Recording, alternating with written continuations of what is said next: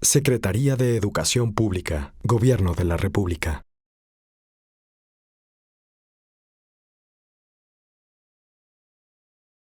Muy buenas tardes. Tengan todas y todos ustedes.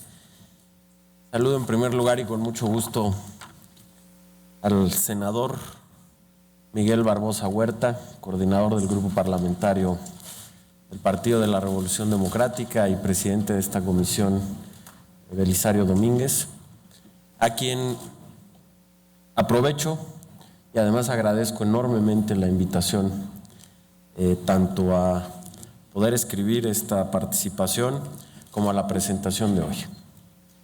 Y aquí quiero hacerle un reconocimiento público a un hombre que, si bien no siempre coincidimos, venimos de partidos y de fuerzas políticas distintas, reconozco en él a un hombre de Estado, un hombre que por encima de diversos temas ideológicos o de convicciones, que siempre defiende y defiende muy bien, ha demostrado que lo que tiene como principio es México y que bajo ese principio ha demostrado que es posible platicar, llegar a acuerdos, a veces a desencuentros también, pero siempre con la visión de México. Eso es ser un hombre de Estado, y yo le quiero reconocer a usted, señor senador, esa categoría, decirle que a lo largo de estos años ha sido un privilegio poder trabajar con usted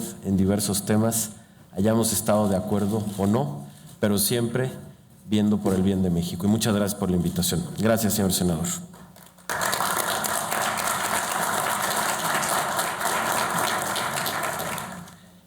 Saludo también con mucho gusto a la senadora Angélica Araujo, senadora de mi partido, a quien aprecio también mucho y aprecio mucho el que esté aquí acompañándonos, lo mismo que al senador Roberto Albores, también senador chapaneco de mi partido, también un joven muy importante para la política nacional y en su estado. Muchas gracias por estar aquí. Saludo también con mucho gusto al senador Hernández. Muchas gracias por estar aquí, señor senador. Al senador Mayans, gracias por estar aquí con nosotros. Al consejero Enrique Andrade, consejero del Instituto Nacional Electoral, muchas gracias. Un gran mexicano también y un amigo de mucho tiempo. Y gracias además por los comentarios aquí vertidos, Enrique. Muchas gracias. Y por supuesto también al doctor Esquivel, muchas gracias por esta invitación y por su presentación. Y a todos ustedes, señor senador, muchas gracias por venirnos y acompañarnos y estar aquí. ¿De Jalisco viene o no? ¿O está llegando de la sesión? Muchas gracias, señor senador. Gracias. Eso sí. Y a muchos amigos y amigas que veo aquí también. Muchas gracias. Déjenme, agradezco mucho la exposición que ha hecho el consejero Enrique Andrade sobre este artículo que escribimos sobre las 7 prioridades. Para no abundar más, no aburrirlos después de esta, pues me parece muy buena explicación y resumen que da de este artículo, déjenme decirles cómo se insertan estas 7 prioridades en lo que son los cambios fundamentales de la reforma. Y la reforma educativa plantea de manera central 4 grandes transformaciones. La primera es una gran transformación política del sistema educativo. Me parece que para nadie es un misterio que el sistema educativo en nuestro país, hasta hace muy poco, era un sistema clientelar, corporativo y opaco. Un sistema en donde el Estado había perdido la rectoría en esta materia y por lo mismo el sistema educativo había perdido rumbo. Y los intereses políticos estaban por encima de los pedagógicos y en ese sentido el sistema educativo iba por una muy mala ruta. Y por lo tanto esta transformación que hace la reforma, en primer lugar es una transformación política que permite la recuperación de la rectoría del Estado en materia educativa y a partir de eso una nueva organización en donde lo que se privilegia son las decisiones educativas y pedagógicas por encima de las políticas. Un sistema que sustituye a una organización clientelar y corporativa por una organización sustentada en derechos y obligaciones, que lo que premia y lo que impulsa es el mérito, y en donde además lo vuelve un sistema transparente. Esa primera transformación era fundamental porque además es el primer paso, es una transformación que ya se inició, como todos ustedes saben, y que sigue y que no se va a parar. Pero era una transformación necesaria para que el resto de la reforma educativa pudiera avanzar. La segunda gran transformación es la transformación de la escuela mexicana. La escuela como el espacio en donde están los alumnos, los niños, las niñas y los jóvenes de México, que son la última y la verdadera razón de ser de esta reforma educativa, y que ellos están en el espacio de la escuela. Y como consecuencia de este sistema clientelar y corporativo que no funcionaba bien, la organización de la escuela tampoco funcionaba bien. Era una escuela que estaba al servicio del sistema educativo, ya fuera al servicio de las burocracias gubernamentales o de las burocracias sindicales, y en donde la organización del sistema educativo no estaba alrededor de la escuela. Y hoy la reforma nos permite invertir esta relación y hacer que sea el sistema educativo en su conjunto quien esté al servicio de la escuela. Y por eso hemos puesto como eje central o principal de esta reforma el poner a la escuela en el centro del sistema educativo. Liberar a los directores y a los maestros de una carga burocrática innecesaria, en donde hoy en día, por ejemplo, hasta el 70% del tiempo de los directores de las escuelas se destina a temas de papeleo, en lugar de estar en la gestión educativa de sus escuelas. Y eso es lo que estamos haciendo, llevando recursos a las escuelas para que puedan tener una autonomía de gestión. Previo a la reforma, el sistema educativo, justamente porque no tenía a la escuela en el centro, increíblemente no tenía una respuesta sobre cómo se financian las escuelas en el país.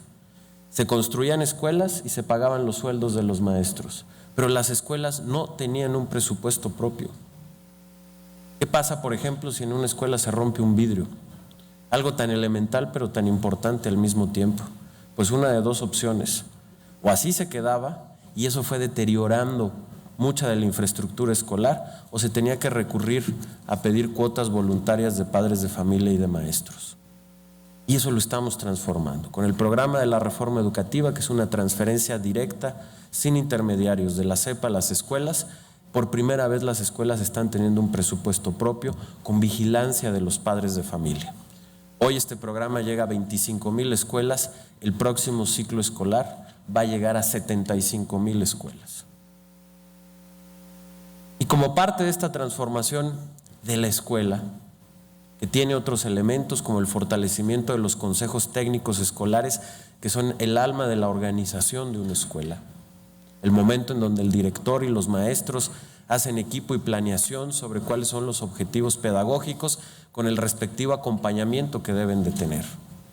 Está también la transformación del calendario escolar, que ya el presidente de la República el día de ayer envió a esta soberanía una iniciativa para poder flexibilizar el calendario y que las escuelas puedan optar por tener un calendario de 200 días, como es hoy en día, con una jornada como la tienen hoy en día las escuelas, o optar por un calendario escolar de 185 días, incrementando la jornada diaria, es decir, manteniendo exactamente el mismo número de horas al año, no se pierden clases, permitir esta flexibilización que abona y ayuda a la autonomía de gestión de las escuelas y particularmente ayuda a algunas regiones donde hace mucho calor, Yucatán por ejemplo, en donde en lugar de que en las últimas semanas del verano, en donde ya no hay condiciones reales para que los niños estén en la escuela, o en donde las cuentas del aire acondicionado, donde llega a ver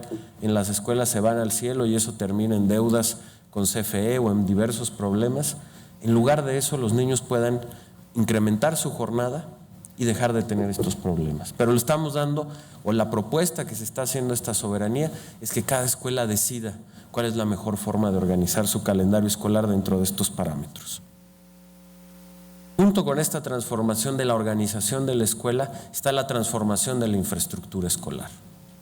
Hoy también, gracias a la reforma educativa que mandató hacer un censo, sabemos lo que todos conocíamos de alguna manera, pero que no estaba cuantificado, y es el deterioro de la infraestructura escolar en el país.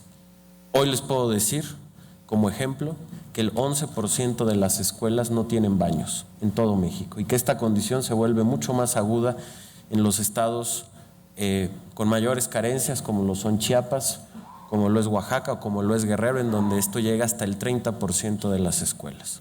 Y por ello, el presidente de la República nos instruyó al secretario de Hacienda y a un servidor a hacer el programa de Escuelas al 100, que es un mecanismo financiero diseñado por la Secretaría de Hacienda que nos va a permitir tener 50,000 millones de pesos adicionales a lo que ya se invierte en infraestructura para poder arreglar y dejar en buenas condiciones a un poco más de 33,000 escuelas en todo el país. Y con esto estamos logrando una transformación de fondo de la escuela mexicana. Hay una transformación política, hay una transformación de la escuela y hay también una transformación para la profesionalización de los maestros y maestras de México, del magisterio. Una profesionalización en tres grandes vertientes. Primero, la educación inicial, con lo cual próximamente estaremos enviando una estrategia de fortalecimiento de la educación normal, pero en donde además la educación inicial de los maestros ya no es únicamente responsabilidad de las normales, lo es también a partir de la reforma de las universidades. Hoy ya, cualquiera que tenga un título de licenciatura se puede presentar al examen para ser maestro y si obtiene el puntaje adecuado, puede ser maestro. No es ya un monopolio nada más de quienes estudian en una normal. Así es que ahora la educación inicial está a cargo tanto de las normales como de las universidades y estaremos presentando un plan próximamente que se deriva de la reforma para fortalecer la educación inicial de los maestros. La otra parte es la evaluación. La evaluación, que en muchos aspectos es lo que más ha llamado la atención de esta reforma y sin duda es una parte fundamental, pero que no es la única y que además hay que entender la razón de la evaluación. La evaluación no es un fin en sí mismo, es tan solo un medio que permite conocer cómo están los maestros, cuáles son sus fortalezas, pero también cuáles son sus áreas de oportunidad para mejorar. Y por ello la evaluación no se puede entender si no viene acompañada de la capacitación. Y por eso es que hace 15 días presenté los resultados de la primera evaluación al desempeño que realizamos en noviembre y diciembre, y una semana después presentamos la nueva estrategia de formación continua de los maestros. Una estrategia que por primera vez va a permitir diseñar un traje a la medida de las necesidades de cada uno de los maestros en función de los resultados de esa evaluación y de un programa, y esto es muy relevante, en donde además yo estaré siempre agradecido con la participación del Congreso y la responsabilidad de los legisladores en este aspecto, de haber incrementado el presupuesto de 200 millones, que es lo que tenían los programas de formación continua, a más de 1,800 millones. Es un incremento de más de 800% que hoy nos permite hacer un planteamiento como nunca antes para la capacitación de los maestros. Y finalmente, la cuarta transformación que tiene que ver con los contenidos, con lo que se enseña, con el modelo educativo, que es la que estaremos presentando en el mes de abril, en donde haremos una ruta que debe de ser larga porque es un tema fundamental. Vamos a estar presentando en el mes de abril una propuesta a partir de estos elementos formal en un documento sobre cuál es el nuevo modelo educativo que se deriva de la reforma educativa y junto con ello los nuevos planes y programas de estudio, tanto de educación básica como de educación media superior. Serán documentos terminados, mas no definitivos, porque vamos a convocar a un conjunto de foros con pedagogos, con especialistas, con autoridades locales, con maestros. Por supuesto, estaremos invitando al Poder Legislativo para que se opine sobre esos documentos. Y a partir de las reflexiones y los debates que tengamos, Nosotros recogeremos esas reflexiones y haremos los ajustes que como autoridad educativa consideremos que son necesarios. Y hacia el verano, posiblemente en el mes de agosto, estaremos presentando los nuevos planes y programas de manera definitiva. Y a partir de ello, yo estaré convocando a comisiones para que hagan los nuevos libros de texto y las nuevas guías de los materiales educativos, y también empezaremos la capacitación y socialización de estos nuevos programas con los maestros para que los conozcan. Y aquí hay dos posibilidades. Si vamos avanzando a buen paso, los nuevos planes y programas podrán entrar en vigor en el ciclo escolar 2017-2018. Pero si requerimos más tiempo, porque este es un proceso, repito, muy delicado, requerimos más tiempo en el debate, requerimos más tiempo en la elaboración de los libros o en la propia capacitación y socialización a los maestros, pueden entrar también en vigor en el ciclo escolar 2018-2019, que es el último que le toca inaugurar al presidente Enrique Peña Nieto y que está bajo la responsabilidad de este gobierno. Así, de esta manera, con una transformación política, otra de la escuela, otra del magisterio con su profesionalización y la de los contenidos, se cierra el círculo de una profunda transformación de la educación en México.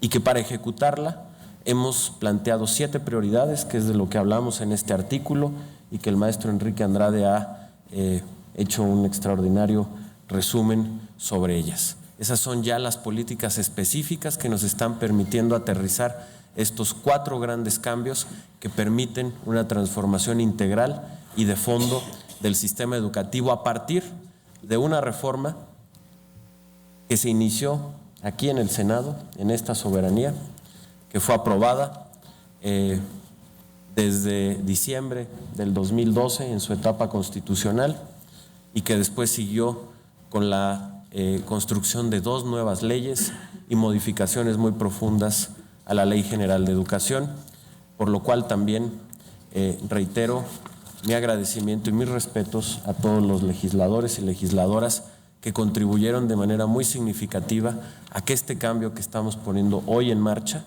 sea posible gracias a este nuevo marco jurídico en la educación del país.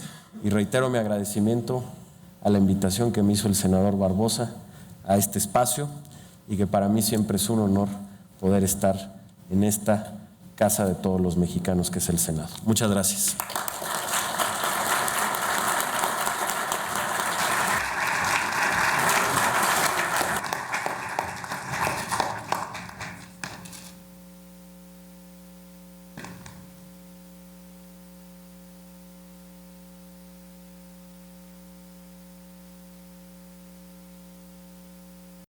Secretaría de Educación Pública, Gobierno de la República.